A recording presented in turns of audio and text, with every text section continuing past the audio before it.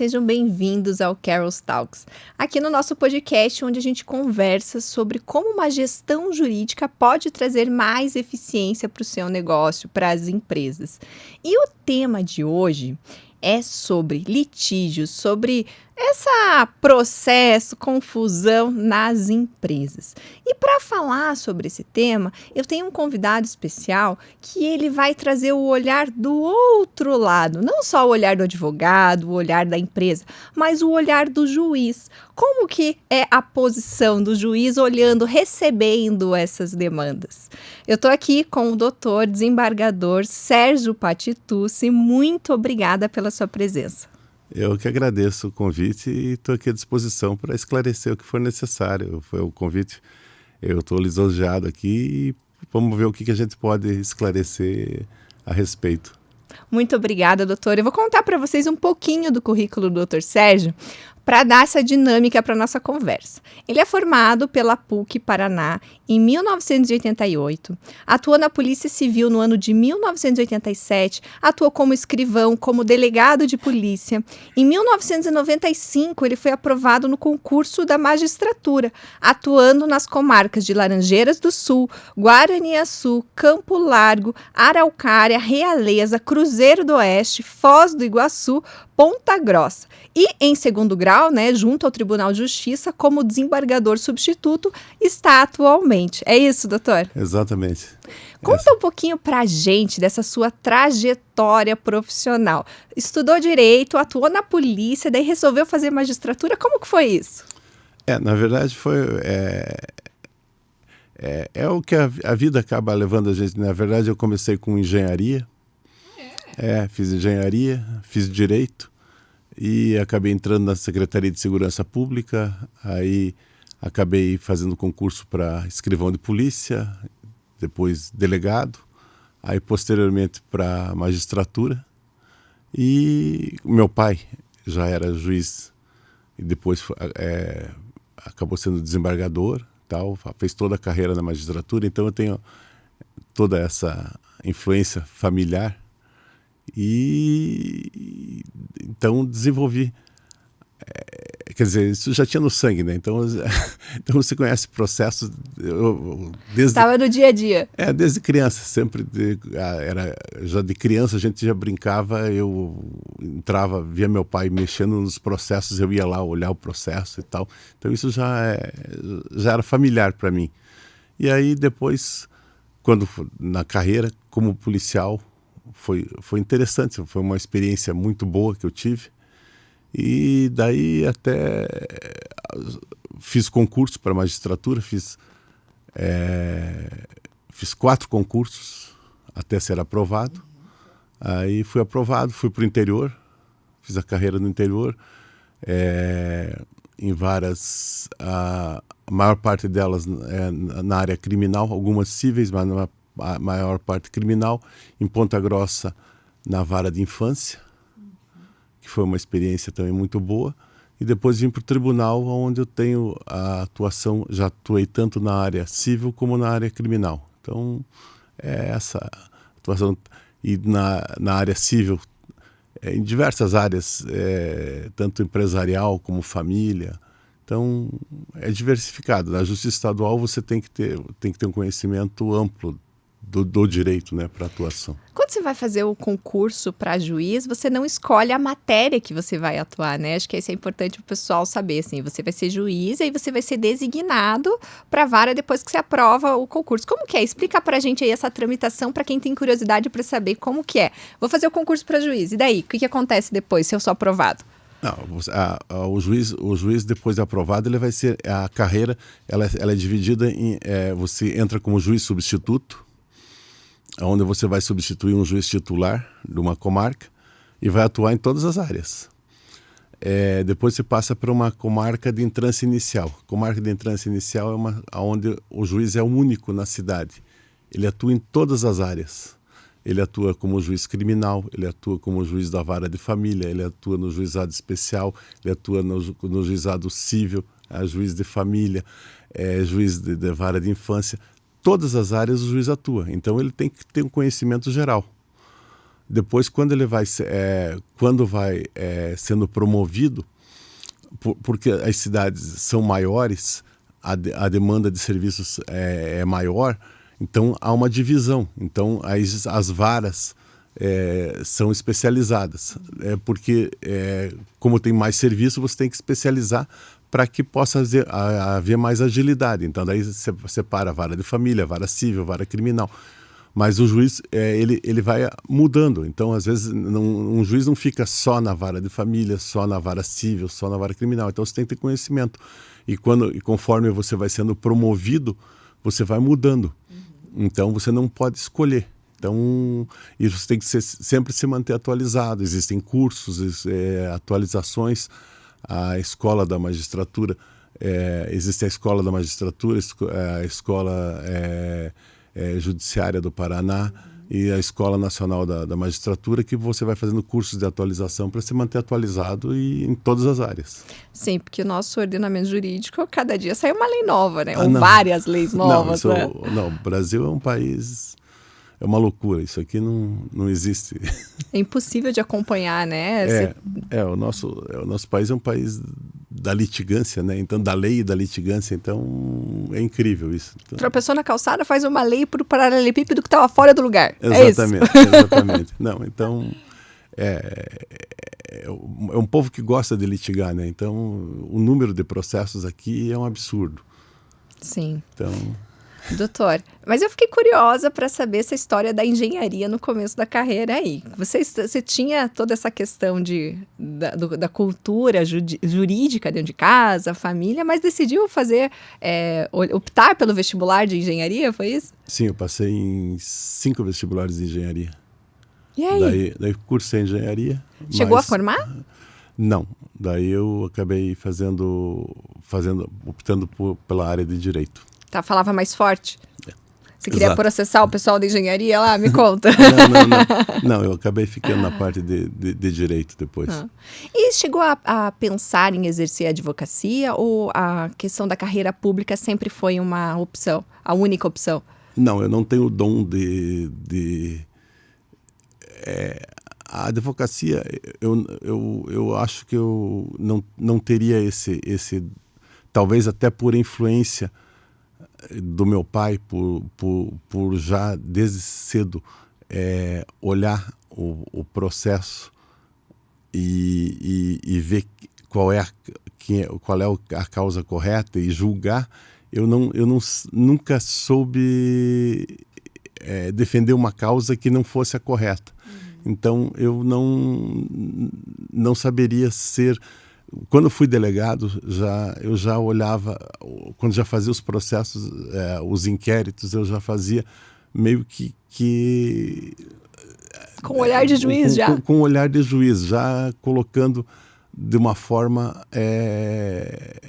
mais correta, como se fosse a estruturação de um julgamento, a forma correta. E isso me levou exatamente por isso que eu acabei indo para a carreira de juiz, porque eu não tão acusatório, inclusive não optei pelo Ministério Público, porque não só acusar não era essa questão.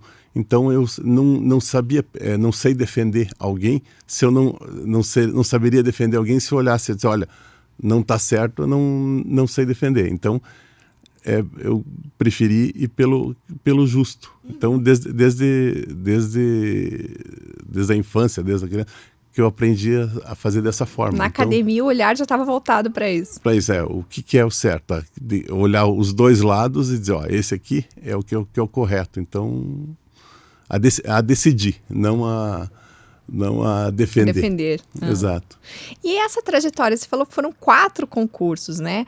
Esse preparatório, esse ir para a prova, é algo que mexe bastante com o emocional. E aí você já tinha ali o pai atuando nessa área. Como é que foi para você essa experiência?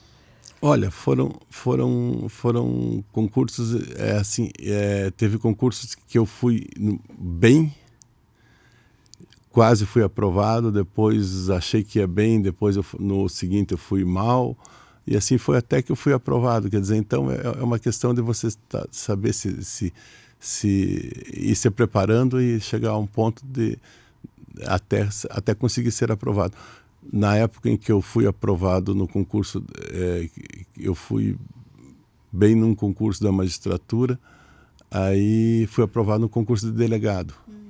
Aí no seguinte da magistratura eu já não me esforcei e já não fui tão bem. E depois acabei no outro passando. Então, depende você tem que estudar bastante para passar. Então, é um concurso muito difícil. Então, tem que estudar muito. Tem que saber de tudo, porque vai atuar em todas as áreas também, Exato. né? Então, tem que estar muito bem preparado para passar. Sim. E o emocional conta muito, né? Essa Com questão de certeza. ansiedade, de se preparar no dia da prova também, tem tudo isso que envolve, né? Não, tudo é um concurso difícil. Eu já fiz aqui agora no tribunal, já fiz parte de 2 bancas examinadoras de concurso para magistratura, e a gente sabe que não é fácil. O candidato ele sofre muito. Sim. Tem várias fases, né? Tem a primeira fase, que é prova teórica. A primeira fase é a prova teórica, múltipla escolha. Depois tem uma prova escrita, que são questões dissertativas. Que a pessoa tem que interpretar e dar uma resposta. Dá uma resposta. Depois tem a prova de sentença. Daí a prova de títulos. E depois da prova de títulos ele vai para a prova oral. Aí da prova oral com a média geral que é feita a classificação final dos candidatos. A prova oral o emocional deve ser bem difícil de controlar, né? Mas normalmente quem chega na prova oral já está... Já passou alguns já? Já está quase aprovado, né? Então é um filtro final, né? Então... Mas eu acho que o mais difícil é você chegar até a prova oral. Na prova oral, ela é mais... Eu não vejo como a mais difícil. Eu acho o mais difícil chegar até a prova oral. São 4 etapas aí para cumprir, né? E o número de candidatos é bem grande, né? Então, você vê pessoas que estudam pelo Brasil inteiro e vão para os estados para fazer as provas, né? Então, não acaba se concentrando só nos estudantes daquele estado, é do Brasil inteiro, praticamente. Normalmente um concurso da magistratura são 30, 40 vagas para 5 mil, 6 mil candidatos. Então, é um número muito grande. Um esforço, uma dedicação tremenda, né? Esse ano parece que vai ter, né? Já saiu Parece-me que vai ter uma autorização. Fiquem ligados aí, quem quer seguir a carreira de magistratura, pode ser que este ano saia ainda edital. Pois é. Vamos lá, doutor. Deixa eu te fazer mais uma pergunta aqui. Como que é essa questão de... Quando você contou para nós que quando o juiz ele é designado, principalmente lá no interior, ele chega, ele tem que atuar em várias áreas, mas ele também tem que administrar aquela vara. Por exemplo, eu tenho que ver quem vão ser os assessores. O juiz ele tem um papel também de administrador ali ou não? Ele é só o judicante, só de tomar a decisão? Como que é isso no dia a dia? Não, o juiz tem que administrar. Ele tem o juiz e tem o escrivão. O escrivão, o secretário que cuida da vara ali, cuida dos funcionários. Mas ele é responsável ali pelo funcionamento. Vamos supor o juiz de uma entrância inicial que só tenha ele na comarca. Ele é o diretor do fórum, inclusive. Ele cuida do fórum, ele cuida de toda a administração do fórum e ele é o responsável. Ele tem direito a ter 2 assessores, que são cargos em que ele vai nomear para auxiliá-los. Mas os outros cargos são cargos que já existem ali, que são fixos São servidores concursados? São servidores concursados, que o presidente do tribunal já designou, o secretário do tribunal designou, que são permanentes da comarca. Então ele chega, ele tem o contato com esses funcionários e tal, e ele tem que administrar aquilo ali. Ele tem que fazer, inclusive ele tem que fazer correições nos cartórios extrajudiciais. Ele tem que fazer a verificação, ver se eles estão com funcionamento normal e tal.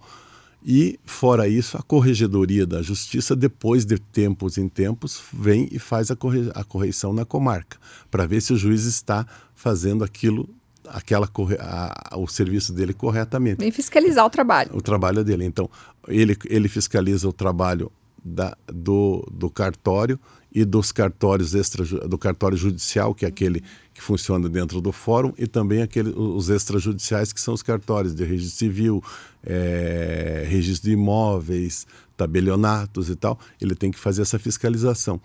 E a corregedoria, de tempos em tempos, faz a correção na comarca para ver se tudo ali está correndo bem também. Então, são as verificações para que o serviço funcione corretamente. Então, ele é um profissional que, além de entender ali do direito, da aplicação da lei, ele tem que ter uma gestão, entender um pouquinho de gestão para gerir tudo isso, né? Sim, ele tem que acompanhar. Nós temos um código de normas da corregedoria para seguir. Atenção, gente. Aí o pessoal sai reclamando, aí meu processo está demorando tanto, o que está acontecendo? Ah, não, isso tem toda uma tramitação, é um número de processos, envolve um inúmero, normalmente diz, tá pro juiz, o que você mais ouve falar, tá pro juiz assinar. Esse é o bordão. Tá pro juiz assinar, como se fosse só pro juiz chegar lá e assinar. Hoje nem o juiz assina, hoje é só você no computador. Digital, né? Assinatura digital, nem é mais assinar na físico. Mão, no físico. Mas o que acontece é que não é assinar, você tem que ler e decidir. Na verdade, tá pro juiz decidir. Ele tem que ler o processo e decidir.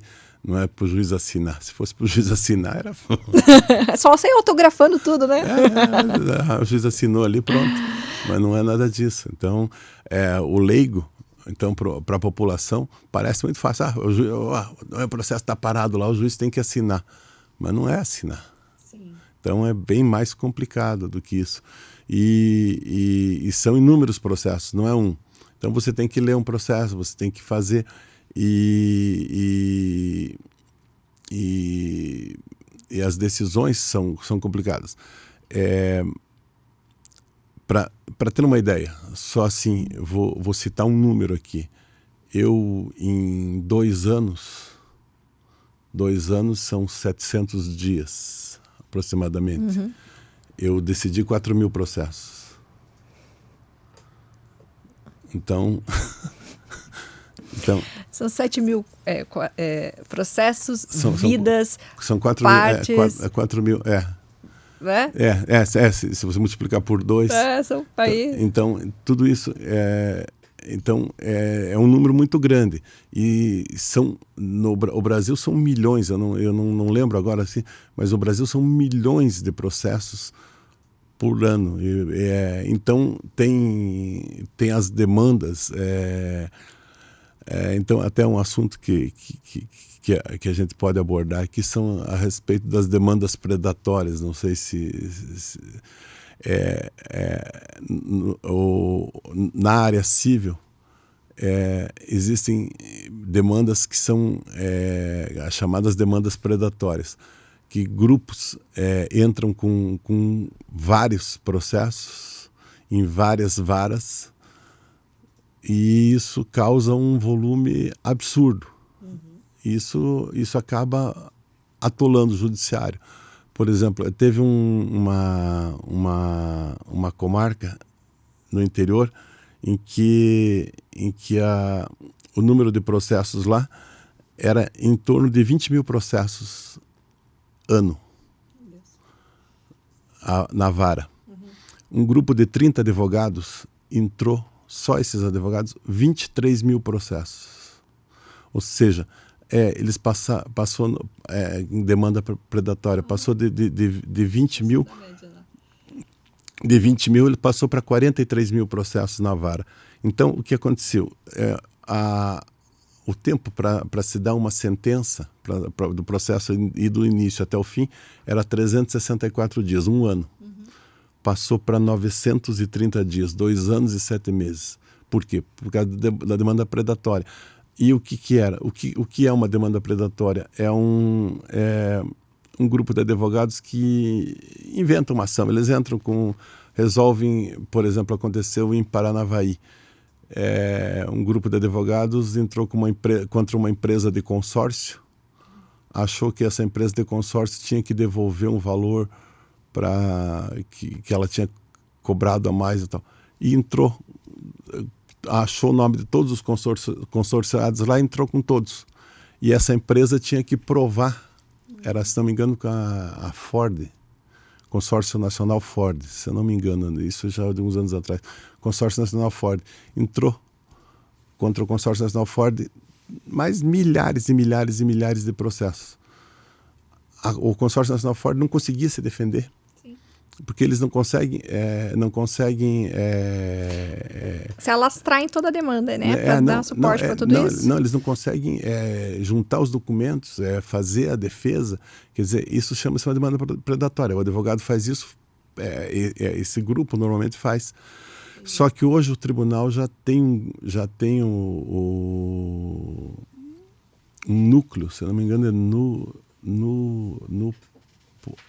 eu não sei bem a sigla, no PED, que já está utilizando inclusive de inteligência artificial para detectar essas demandas artificiais, essas demandas predatórias, para alertar e evitar que isso aconteça.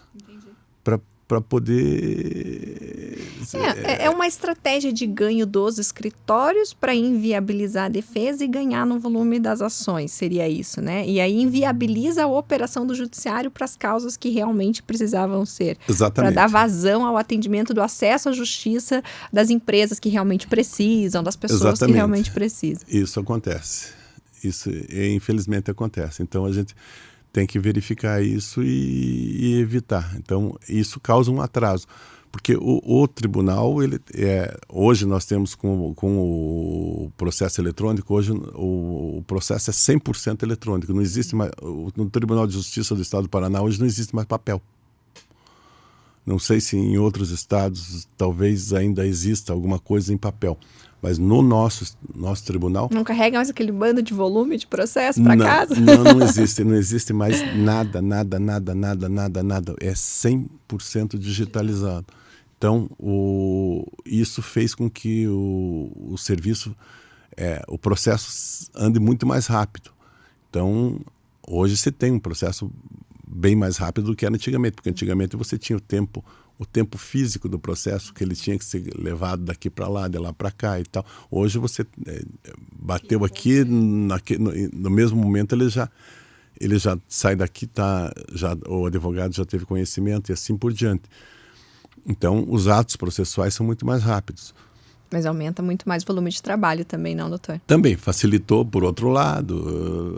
Quer dizer, tem os dois lados da moeda, né? Então, mas eu acho que o acesso à justiça aumentou também. Então, facilitou. Então, mas a agilidade fez com que diminuísse o tempo do processo. Então, isso eu acredito que seja um benefício para a população.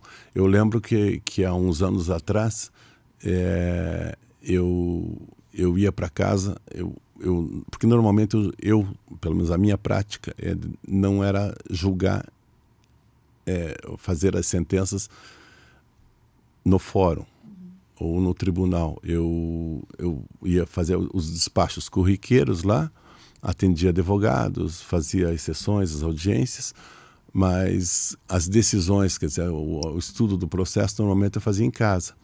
Então tinha que carregar os malotes. Então os malotes eram aqueles malotes cheios, aqueles processos e tal. Tinha que carregar pesado e tal, punha no porta-mala do carro, levava para casa, chegava em casa, tinha que carregar aquilo pesado. Então, hoje não existe mais, quer dizer, hoje você chega em casa, liga o computador, já está lá aquela lista, lá 300 processos para você analisar, mas tudo bem.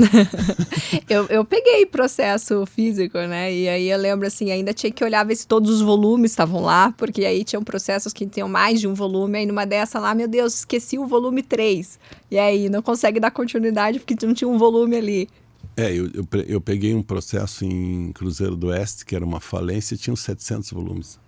Meu Deus, e analisar toda essa documentação. Na verdade era um processo, porque tinha... Mas aí, doutor, tem muita questão do litigante, tem o ocasional e tem aquele que vem para fazer processo mesmo, para tumultuar, porque ele não quer que resolva. Ele quer, até a gente tem questão de má-fé, né? O nosso processo, o Código de Processo traz isso, que a gente tem que auxiliar para a resolução da demanda e não ficar colocando peças ali para impedir o julgamento. Mas acontece ainda bastante, né? De você ver que fica, atravessa a petição, e no digital é mais fácil ainda agora, não precisa nem se deslocar até o fórum, né? É só clicar. Na verdade existe a possibilidade, porque existe a vantagem processual, porque às vezes eu diria, isso inclusive algumas vezes eu já discuti, porque o cliente pode chegar para o advogado e dizer, olha, eu não quero pagar isso aqui agora, quero que você postergue isso o máximo que puder. E aí o que o advogado vai fazer? Ele vai enrolar o processo para não resolver aquilo agora. Pode ser. Ou então, por exemplo, vamos citar uma situação aqui, uma pessoa que esteja um locador, esteja o locatário, tá no imóvel. O locador quer retirar ele, e o locatário diz, não, eu preciso ficar nesse imóvel mais tanto tempo, ou eu não tenho para onde ir. Aí o advogado do locatário vai enrolar o máximo possível para evitar o despejo. E o locador quer o despejo. Então, é uma luta ali no processo. E isso aqui eles vão postergar o máximo que puder. Quer dizer, o locatário vai postergar e o locador vai fazer o possível para tirar. Então, é aquela briga, você recebe o advogado, doutor, olha aqui o que ele está fazendo aqui, ele está postergando, então vamos fazer tal coisa, aí você intima, e aí o outro vem, não, doutor, olha aqui, o fulano... Então você fica entre as duas partes ali, olha de um lado, olha do outro e tal. Então, tenta resolver esse conflito. E o ideal normalmente é a resolução através da mediação, mas nem sempre é possível, né? E nem sempre as partes querem, né? Mas isso do interesse, porque às vezes se eu fizer um acordo eu resolvo aqui, mas eu não quero resolver agora, exatamente nisso, eu vou deixar lá, vou segurando o máximo que eu puder. E claro, afeta o acesso à justiça dos outros, né? Porque aí você entope de processos e situações de pessoas que por vezes precisavam da decisão porque não conseguem de fato resolver, acabam ficando na mesma vala, digamos assim, tudo junto. Não, né? com certeza, porque o processo veja bem, quando aparece para mim na tela do computador, aparecem lá os números dos processos. E lógico que aqueles que têm prioridade ou são urgentes aparecem em vermelho, mas a maioria aparece normal. E a gente vai julgando pela data de conclusão. Certo. Então, eu tenho um prazo de 90 dias para julgar, para decidir um processo.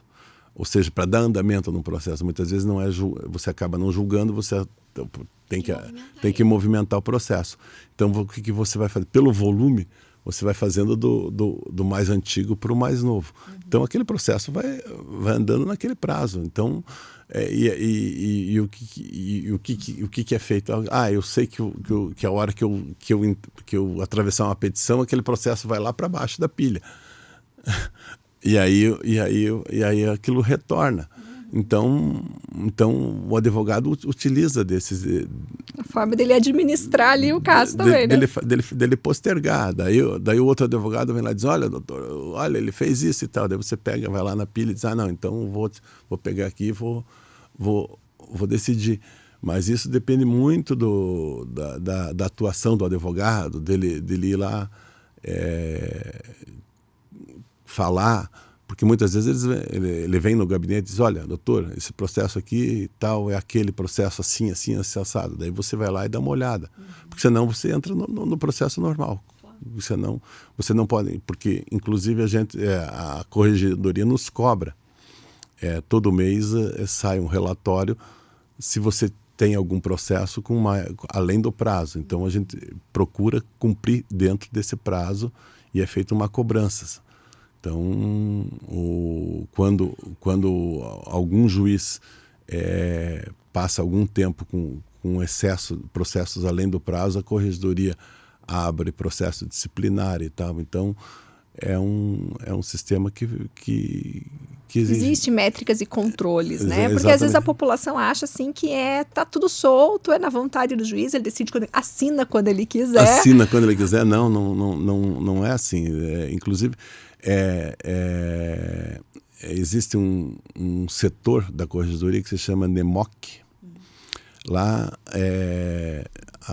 cada juiz tem um sisteminha que ele mostra o número de processos e uma barrinha verde e se tiver processos além do prazo, a barrinha vermelha. Então, você vê... Indicador visual. Tem um indicador visual do controle do trabalho de cada juiz, do estado do Paraná inteiro. Então, se você for nesse setor da corregedoria, você sabe o que cada juiz está fazendo. Então, não o controle é feito permanentemente, não é... Não está tudo solto. Não está tudo solto. Não é o que o pessoal pensa. Não, está... Faz o que quer. Faz o que quer. Não. Doutor, a diferença da atuação enquanto juiz para desembargador. Explica para o povo, assim, para o pessoal que está assistindo, que não tem tanta afinidade, o que muda, né, do juiz para o desembargador? O juiz, ele decide a causa em primeiro grau, ou seja, você entra com o processo, discute a causa ali, apresenta as razões e o juiz dá uma sentença. Dessa decisão, se você não concorda, há um recurso. Aí os desembargadores, aí é um colegiado, é mais do que um, vão analisar essa decisão, esse recurso que você fez e ver se aquela decisão do juiz está correta ou não está correta e vai modificá-la ou não. Então, na verdade, o desembargador, ele analisa a decisão do juiz, o recurso que você faz em relação à decisão do juiz. E depois, acima do desembargador, tem os ministros do STJ e os ministros do STF, que daí são as questões, os ministros do STF são as questões constitucionais, que são os recursos que existem no sistema processual brasileiro. Então, que fazem que o nosso sistema seja lento, inclusive. Então, dá para revisitar aquela decisão mais 2 vezes, pelo menos. Pelo menos, você pode ter o recurso. Em 2 instâncias diferentes. Recurso especial, recurso extraordinário e tal. Você pode se achar meios de fazer com que esse recurso suba. E, doutor, assim, daí lá nesse colegiado, né, no tribunal, existe um desembargador que ele recebe a demanda, que ele vai relatar o que aconteceu e vai dar uma decisão, e daí tem os outros que vão revisar para ver se concordam aquilo. E daí nesse colegiado eles julgam, é isso? É assim que funciona? O processo chega, vem para o revisor, aí o revisor analisa e faz o que a gente chama de fazer o voto. Aí esse processo vai para o revisor, que também analisa o processo, e encaminha para a sessão de julgamento. Na sessão de julgamento, 3, dependendo do tipo do processo, 3 ou 5 desembargadores, aí o relator faz o relatório, apresenta o voto dele, e daí eles discutem esse processo. Nessa sessão, os advogados podem se manifestar, fazer a sustentação oral, e ouvir o que está acontecendo, se manifestar, e daí proferido um acordo. Ao final é o acórdão, né? Porque o que o juiz faz ao final do processo é a sentença. Aí os desembargadores é o acórdão. Né? Doutor, e faz muita diferença, assim, na tua experiência, né, ao longo desses anos, o advogado ir lá e fazer a sustentação oral e trazer, porque para quem não está habituado, o processo ele vai seguindo todo escrito, fora as audiências para ouvir uma testemunha, para ver se tem acordo ou não, ele é todo escrito. E chega esse momento desse julgamento em que o advogado tem a oportunidade de fazer igual no filme daí, que ele vai lá e explana o porquê que ele quer, o que ele acha, defendendo o cliente dele. Esse ato da sustentação oral, ele faz muita diferença na análise do processo? Depende. Às vezes, quando tem algum ponto importante que o advogado nota que não foi visto e tal, às vezes faz, às vezes não, é muito relativo. Eu diria que já aconteceram julgamentos em que a atuação do advogado foi muito importante, outras não chega a modificar, porque o que estava ali, na maioria das vezes, o que está escrito ali já é o suficiente. Mas, em algumas vezes, o advogado consegue, na sustentação oral, fazer notar algum ponto em que não estava. Veja bem, aqui você falou dos filmes americanos, nós temos que diferenciar bem, porque no sistema americano eles vêm com provas e com coisas que trazem na hora e que no nosso sistema não existe. Não existe. O nosso sistema é tudo que está no processo. O que o advogado pode fazer é chegar na hora lá e dizer, olha, no processo estava tal coisa que não foi notado, né? Então tinha um documento tal, ou aqui, olha, tal situação não foi bem notada pelo juiz quando julgou, então tal, daí ali na hora do julgamento você percebe aquilo ali e pode modificar a sentença do juiz. Mas não que ele venha com alguma prova nova. Sim, não pode inovar, né? Inovar, ou traga testemunha, que nem aquela história que na hora H entra uma pessoa no tribunal lá e muda toda a história. Muda toda a história, que aquilo só em filme americano mesmo. É só para diversão mesmo, só pra né? Diversão, Nossa realidade é bem distinta. É bem diferente, isso não existe. Tanto que até eu atualmente atuo numa Câmara Criminal que rever processos de júri, né? E em processos de júri, qualquer prova que você possa levar num júri, você tem que apresentar essa prova, ela tem que estar no processo 3 dias antes da sessão do júri. Então, por exemplo, se a sessão está marcada para uma quinta-feira, essa prova tem que estar no processo na segunda-feira, para que todas as partes tenham acesso e possam analisá-la, para que no dia da sessão ela possa ser discutida. Então não tem aquela história de no dia da sessão do júri chegar uma testemunha lá, abrir a porta e dizer, olha, a situação foi diferente. Isso não existe. Deixa para os filmes. Deixa para o filme. Doutor, até por causa do princípio da não surpresa, né? Exatamente. Então a gente tem que ter acesso a todas as informações para que todos estejam na mesma página e seja justa e equitativa ali. Exatamente, isso, né? Exatamente. Então funciona dessa forma, não existe esse tipo de coisa. Fantasioso. Doutor, conta pra gente, muitas vezes nós vimos situações que passam na televisão, que tem um certo apelo emocional, que colocam até um certo destaque para determinados pontos, e isso vem para julgamento depois. E a gente percebe um certo apelo popular, apelo emocional. Como é estar julgando casos dessa natureza? Assim, você já se viu em alguma dessas circunstâncias? Olha, apelo emocional em relação a essas questões que tem na imprensa, não. Eu até hoje, inclusive, eu não participei do julgamento, mas estava presente na sessão, aonde que até hoje foi a única sessão assim que me marcou até hoje.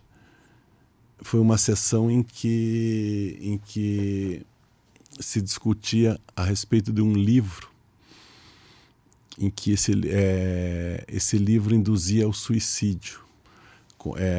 Esse livro dizia formas de que a pessoa poderia se suicidar. Como se fosse um manual, assim? Ele ensinava 10 formas da pessoa se suicidar. E era uma questão indenizatória até. E era tratado na área civil. E a forma como foi relatada, o advogado trouxe, e até tinha a presença de familiares de uma vítima que foi vítima de suicídio ali presente no julgamento. Aquele dia mexeu comigo, porque foi uma situação diferente. Foi a única vez em que alguma coisa eu senti diferente, porque foi impactante. Foi alguma coisa muito, muito forte mesmo. Mas o conteúdo do que continha o livro, o conteúdo do que aconteceu, os fatos, realmente foram algo... E olha que eu já, como delegado de polícia, tive vi muita coisa bárbara, e vi, e mesmo como juiz também já vi muitos processos assim, mas aquilo foi um dia que realmente mexeu comigo. Mas eu não participei do julgamento, eu não fazia parte do quórum, eu só estava presente. Mas fora isso, o resto não assim, a gente aprende a isolar o fato público do julgamento. Então eu sei, eu vejo o noticiário pela televisão e, inclusive, quando vejo, já faço filtro. Então já muitas vezes eu vejo e digo, não, isso não é assim. Aí, inclusive, comento em casa, disse, não, putz, olha o que estão falando ali, meu Deus. O apelo sensacionalismo sempre chama mais, né? Daí você diz, não, meu Deus, não é nada disso, olha. Aí, até eu, assim, é uma crítica, não é uma questão de... Eu acho que quem dá a notícia deveria ter uma formação de direito. Não é... Porque falam umas besteiras, sabe? Então, às vezes, sai assim umas coisas esquisitas e dói. E ter uma consciência que isso está influenciando outras pessoas, né? Sim. A responsabilidade sobre aquilo que está sendo posto é muito grande, né? Eu acho que o papel da imprensa é importante. E por isso que eu acho que o repórter, principalmente o repórter hoje em dia que fala, porque o judiciário hoje está muito em moda. Então, se fala muito das decisões judiciais, se fala muito da área policial, então, e são pessoas leigas no assunto, então, que ouviram dizer. Então, às vezes saem barbaridades. Então, isso que e o que acontece? Como eles são formadores de opinião, formam opiniões equivocadas, exato. Então, falam umas besteiras muito grandes e isso às vezes revolta. É revoltante mesmo. Então, às vezes eu fico assim, em casa, nossa, meu Deus, dá vontade de... Vou desligar essa televisão aí. Dá vontade, você fica meio bravo, mas tudo bem. Doutora, conta uma situação curiosa que você já passou aí ao longo da profissão. Curiosa. Deixa eu pensar. Olha, uma vez eu estava em Ponta Grossa, nós fizemos existem o Oktoberfest, como é que é? Mission Fest em Ponta Grossa.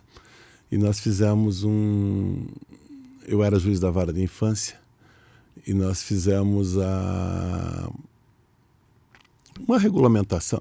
Na verdade, órgãos da sociedade lá vieram nos falar que... Eu tinha assumido lá fazia pouco tempo, a vara de infância, e vieram nos falar que o problema de bebida alcoólica nessas festas com adolescentes e tal estava muito grande, que estava tendo problema e tal. E tinha havido um acidente numa das festas lá, envolvendo menores e tal, e que queriam providência. Daí, no ano seguinte, eu disse, não, vou regulamentar isso aqui e tal, vamos tomar providências. Daí montei fiz uma regulamentação de acordo com a corregedoria aqui do tribunal, para fazer uma fiscalização lá dessa festa, e montamos todo um esquema lá. E falei pro organizador, olha, você tem que providenciar isso, tal, e para que a festa seja assim, e evitar a venda de bebida alcoólica para menores de 18 anos. Aí começou a festa, no primeiro dia ele não cumpriu. Eu notifiquei e tal, e deixei passar.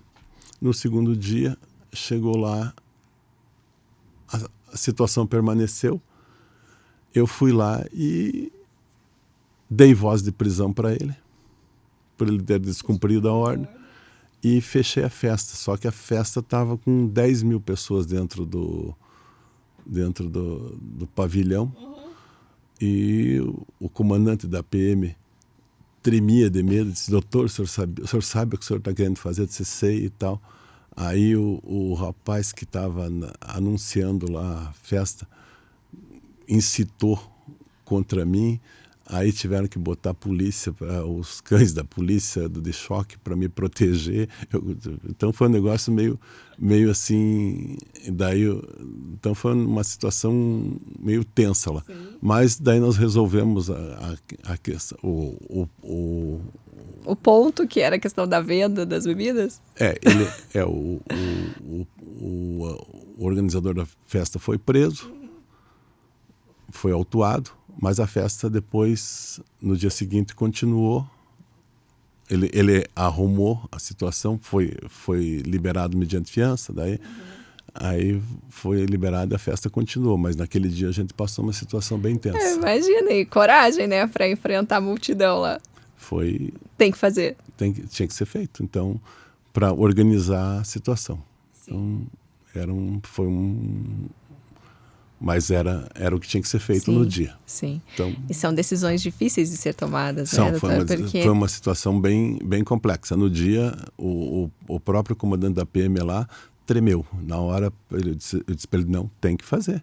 Eu disse para ele, o rapaz não cumpriu aqui, e tinham vários adolescentes, a gente viu vários adolescentes bebendo, então... Tem questão de saúde pública, tem questão de envolvimento, de não banalizar uma decisão judicial. Exatamente, né? O principal era o descumprimento da decisão judicial, né? Sim, muito curiosa, hein? Eu já fiquei me colocando lá, gente, que coragem. Doutor, vamos lá. O seu maior desafio, essa foi curiosa, mas foi um desafio também? Tem outro desafio que você queira compartilhar? Conta pra gente. Não, acho que... É isso? Ela foi curiosa e desafiadora essa, hein? Essa foi bem desafiadora. Vamos lá. Doutor, antes da gente continuar, eu preciso fazer uma pausa aqui para fazer uns agradecimentos. Vou pedir sua licença. Fique à vontade. Vamos agradecer a FG Soluções Ambientais, uma empresa especializada na área de engenharia ambiental e engenharia de segurança do trabalho, que tem mais de 10 anos de experiência no mercado e é um dos nossos patrocinadores do canal. E também a Dream Up Vestuários, que prepara os looks para a gente poder estar aqui apresentando esse podcast. Então, nossos agradecimentos aos nossos patrocinadores. Doutor, vamos lá. A gente quer saber mais coisas sobre o doutor, pode ser? Pode. Então, vamos lá. Vamos um bate-bola rapidinho aqui. Estado civil. Casado. Um hobby. Hobby gosto de futebol, praia. Time do coração. Curitiba. Essa eu tinha que provocar. Um sonho. Sonho, sei, ver os filhos bem. Não é, né? Quando a gente é pai, a mãe, a gente quer tudo para os filhos, né? O que é de melhor. Doutor, um medo. Medo. Futuro do Brasil. Difícil, hein? Muitas surpresas acontecem a cada dia, né? A atual situação, eu tenho muito medo. Não. Um livro. Pequeno Príncipe, sempre gostei. Olha só que interessante. É uma história bem legal. Uma bebida? Bebida. Eu não sou de bebida alcoólica, mas se for para beber, bebo muito pouco, mas uísque, eu gosto de Whisky? uísque. Gosto de uísque. Whisky esquenta. Sim, eu bebo pouco, Bebida mas se for quente. para beber uísque, uma caipirinha e tal, mas No verão, uma caipirinha. É. Na praia. Sim, a Já praia, pede uma caipirinha, né? não, a praia, caipirinha, sim. Adoro praia. Gosta muito? Praia, Um lugar seria a praia? Caiobá. Ah, Caiobá, fã do litoral paranaense. Sim. E tá bonito lá agora, né, doutor? Deram uma melhorada. Nossa, depois de muitos anos, a gente tem que falar, né? O atual governo, o que fez pelo Nosso litoral, nosso né? litoral. Passou anos abandonado e agora... Merece uma nota de elogio. É verdade, vamos constar aqui, porque esse olhar para o litoral paranaense há tempos que a gente não via e foi feito de uma forma muito bacana, né? Promovendo o desenvolvimento da cidade, do comerciante local, tudo isso, né? Exatamente. Não é só a gente pensar, eu quero uma praia bonita para ir, é o desenvolvimento de uma cidade inteira. Não, precisa exatamente. Fazia muitos anos o litoral, o paranaense ele só ia para o litoral de Santa Catarina e esquecia do litoral do Paraná. Mas nós temos boas praias aqui, a nossa praia é limpa, é bonita e só que falta investimento. Então agora que está se investindo, eu acredito que vai desenvolver. E outra coisa, nós temos a vantagem do tempo, né? Uma horinha você está ali, né? Então, Do ladinho de casa, né? Curitiba tem praia, viu? É rapidinho. Hoje para vir aqui da onde eu moro, eu demorei 1 hora. Né? Doutor, mais alguma coisa que você queira trazer para nós? A gente acabou abordando de forma geral todos os assuntos, mas se você fique à vontade, se quiser comentar mais algum assunto. Não, eu acho que a gente conversou a respeito de tudo, é o suficiente. Eu entendo. A minha vida foi bem tranquila, assim, em termos profissionais. Eu devo muito à Polícia Civil, onde eu trabalhei. Tive, assim, pessoas que me ajudaram muito. Então, sempre trabalharam honestamente e eu prezo muito, assim, porque às vezes as pessoas falam mal tal, da polícia e tal. São pessoas que trabalham. Eu acho que falta muito. A nossa polícia, desde o tempo em que eu estive lá até hoje, falta muito investimento na polícia. Então nós temos problemas de segurança porque principalmente a nossa polícia investigativa, ela é muito falha.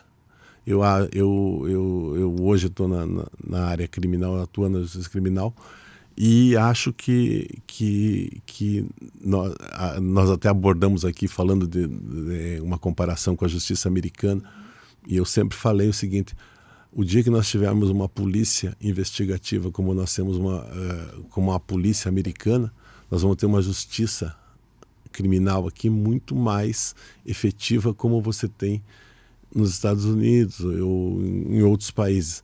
Então nós temos aqui uma polícia, os policiais são bons, quer dizer, o que eles fazem com os recursos que eles têm é muito. Então eu quero aqui até deixar um elogio para os policiais, mas infelizmente a quantidade, você vê o número de policiais é pouco, então sobra inquéritos em delegacias e falta investigação, então isso tudo compromete. Então aí isso acaba no final a população dizendo: não tem justiça. Porque o reflexo é um reflexo a população não sabe separar. Então, por exemplo, se você sofre um roubo, você diz que você não tem justiça. Mas não é. E outra coisa, eu alteraria também as leis, as punições. Eu acho o nosso regime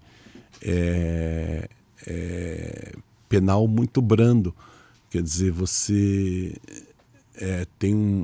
aqui no Brasil tem um ditado que diz que a polícia finge que prende, o juiz finge que condena e o bandido finge que cumpre. Então, isso, infelizmente, é quase uma realidade, porque nós temos uma lei de execução penal que ela é, no meu entendimento, muito branda. Então, apesar das condenações parecerem enormes, o cumprimento ele é muito, muito pequeno. Então, normalmente uma condenação, o cumprimento é 1/6 da pena. Então, isso não representa e acaba gerando toda essa criminalidade que está aí. Então, esse é o meu ponto de vista. Alguns criminologistas entendem de forma contrária, tanto que as leis estão aí da forma como estão. Mas o país está da forma como está. Quer dizer, a criminalidade está aí do jeito que está. Então, não sei quem tem razão, mas temos diversos pontos de vista para analisar, né, pois doutor?